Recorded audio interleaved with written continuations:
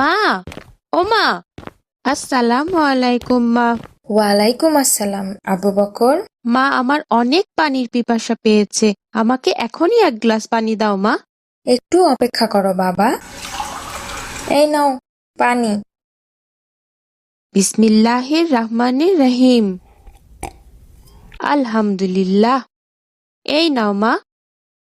এটা কি হলো বাবা? কেন মা, কি হয়েছে? এভাবে কি পানি পান করা ঠিক হলো? কেন মা, আমি তো বিসমিল্লাহ বলে পানি পান করেছি, আর তারপর শেষে আলহামদুলিল্লাহ পড়েছি। কিন্তু আমাদের প্রিয় নবী সাল্লাল্লাহু আলাইহি সাল্লাম কিভাবে পানি পান করতে বলেছেন সেটা তুমি জানো না বাবা? কিভাবে মা? আমাদের নবী করিম সাল্লাল্লাহু আলাইহি সাল্লাম ডান হাতে পানি নিয়ে কোথাও বসে বিসমিল্লাহ বলে পান শুরু করতেন। তিনি একেবারে কখনোই পানি পান করতেন না, সর্বদা 3 ঢোকে পানি পান করতেন। তারপরে শেষ হলে আলহামদুলিল্লাহ পড়তেন। আর তুমি দাঁড়িয়ে বাম হাতে 1 ঢোকে পানি শেষ করলে। দুঃখিত মা, আমি ঠিক নিয়মটা জানতাম না। এরপর অবশ্যই ডান হাতে পানি নিয়ে বসে বিসমিল্লাহ বলে 3 ঢোকে পানি পান করব, আর শেষে অবশ্যই আলহামদুলিল্লাহ পড়ব ইনশাল্লাহ। ঠিক আছে বাবা, সাবধান। দেখো তো বাবা, সম্ভবত আমাদের বাসায় নতুন কাজের মেয়েটা এসেছে। আমাদের কবে কাজের মেয়ে নিয়েছো মা? তোমার বাবা গতকাল যাকে ঠিক করে এসেছিলেন ওরই তো আজকে আসার কথা ছিল। ঠিক আছে মা, আমি ওকে এখনই ভিতরে নিয়ে আসছি।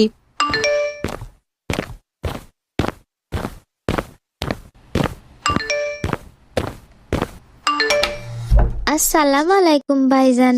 ওয়ালাইকুম আসসালাম। ভাইজান, আমার নাম মোসাম্মদ বিলকিস খাতুন। এই বাড়ির খালুজান আমারে আসতে বলছিলেন। আমি কাজের মেয়ে ভাইজান। ঠিক আছে, ভিতরে আয়।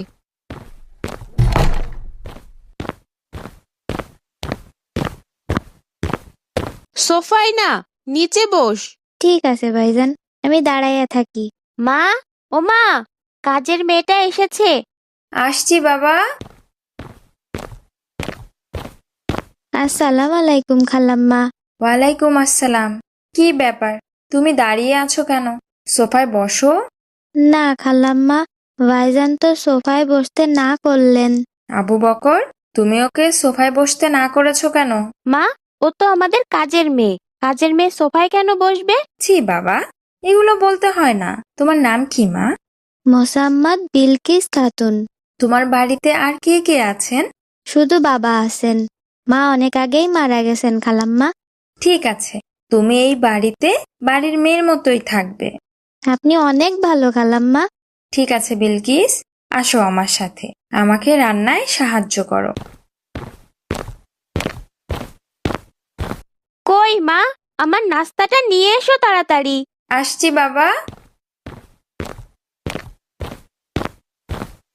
এই নাও আবু বকর, এটা তোমার জন্য। বিলকিস, এটা তোমার জন্য। না খালাম্মা, আমার লাগবো না, আপনি খান। নাও তো, আমি দিচ্ছি। মা, আমার নুডলস কেন ওকে দিচ্ছ? ও তো কাজের মেয়ে। কাজের মেয়ে কেন আমার খাবার খাবে মা? ছি বাবা, এগুলো কি বলো? এগুলো বলতে হয় না। ও তোমার বোনের মতো। না মা, ও কেন আমার বোন হবে? ও তো কাজের মেয়ে। ছি বাবা ছি, চুপ করো। এই নাও বিলকিস। না খালাম্মা, থাক। নাও বলছি, নিয়ে চেয়ারে বসে খাও। মা, ও কেন আমাদের সাথে চেয়ারে বসে খাবে? কাজের মেয়ে কি চেয়ারে বসে খায়? আবু বকর, তুমি কেমন হয়ে যাচ্ছ? এগুলো বলতে নেই বাবা। মা, তুই এখানে বসে খা। ঠিক আছে খালাম্মা। ভাইজান, ভাইজান, এই নেন আপনার দুধ নেন। এটা কি করলি? তুই আমার প্রিয় মগটা ভেঙে ফেললি। ভাইজান, আমি ইচ্ছা করে ফেলি নাই, হঠাৎ করে পড়ে গেছে ভাইজান। চুপ কর, বের হ এখনই। এখনই বের হ তুই। তুই এই বাসা থেকে চলে যাবি। তোকে যেন আর কখনো এই বাসায় না দেখি, যা বলছি। ভাইজান, আমি ইচ্ছা করে এটা করি নাই। আবার কথা বলছিস? এখনই বের হ। বিলকিস, মা বিলকিস, এখনো দুধ দেয়া হলো না? দেখেছো মা, ওই পাজি কাজের মেয়েটা আমার প্রিয় মগটা ভেঙে ফেলেছে। এটা কে করলো বাবা? ওই যে পাজি কাজের মেয়ে বিলকিস করেছে মা। ছি বাবা, ওর নাম ধরে বলছো কেন? ও তোমার অনেক বড়, ওকে আপু ডাকবে। কিন্তু বিলকিস কই? ওকে আমি তাড়িয়ে দিয়েছি। ও আমার প্রিয় মগটা ভেঙে ফেলেছে। মগ ভেঙেছে বলে তাড়িয়ে দিলে? ও হয়তো ইচ্ছে করে ভাঙেনি। ওকে কি তাড়িয়ে দেওয়াটা ঠিক হলো বাবা?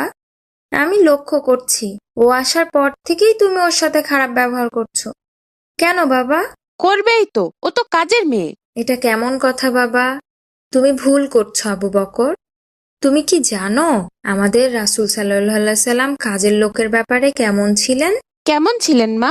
উনি কখনো তার কাজের লোককে কষ্ট দেননি। এক সাহাবী বলেন, আমি দীর্ঘ 10 বছর রাসূল সাল্লাল্লাহু আলাইহি সাল্লামের সেবা করেছি। এই 10 বছরে তিনি একবারের জন্যেও আমার উপরে বিরক্তি প্রকাশ করেননি।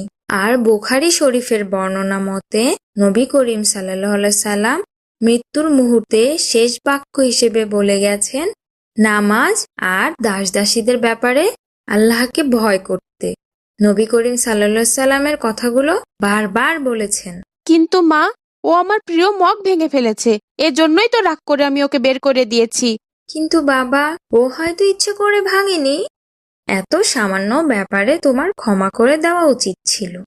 এক হাদিসে বর্ণিত আছে, এক সাহাবী রাসূল সাল্লাল্লাহু আলাইহি সাল্লামকে জিজ্ঞেস করলেন, ইয়া রাসূল সাল্লাল্লাহু আলাইহি সাল্লাম, আমার গৃহকর্মীর ভুলের জন্য কতবার ক্ষমা করব?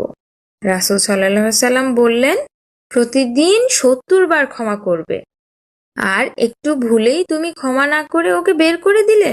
আমি বুঝতে পারিনি মা। কিন্তু মা, তুমি ওকে আমার খাবার খেতে দাও কেন? আমার খাবার ওকে দিলে আমার অনেক রাগ হয়। বাবা, আল্লাহর রাসূল সাল্লাল্লাহু আলাইহি সাল্লাম বলেছেন, যখন কোনো দাসদাসী তোমাদের জন্য খাবার তৈরি করে এনে দেয়, তখন নিজের সঙ্গে বসিয়ে তাকে খাওয়াবে। আর কোনো খাবার যদি পরিমাণে কম হয়, তবে অন্তত 2-1 মুঠো তার হাতে দেবে। ও তোমার জন্য এত কষ্ট করে খাবার রান্না করে, তাই দেই বাবা। ওরও তো খেতে ইচ্ছে করে। তাছাড়া আমাদের রাসূল সাল্লাল্লাহু আলাইহি সাল্লাম বলেছেন, তোমরা যা খাবে কাজের লোককেও তাই খাওয়াবে। তোমরা যা পরবে ওদেরকেও তাই পরতে দিবে। আর গৃহকর্মীকে যা খাওয়ানো হয় তা কোনো এক ধরনের সাদকা বাবা। আমি দুঃখিত মা, আমার এগুলো জানা ছিল না। চলো না মা, আমরা আবার মেয়েটাকে ফিরিয়ে আনি। ওর কাছে আমার ক্ষমা চাওয়া উচিত। এই তো আমাদের ভালো ছেলেটা। আমাদের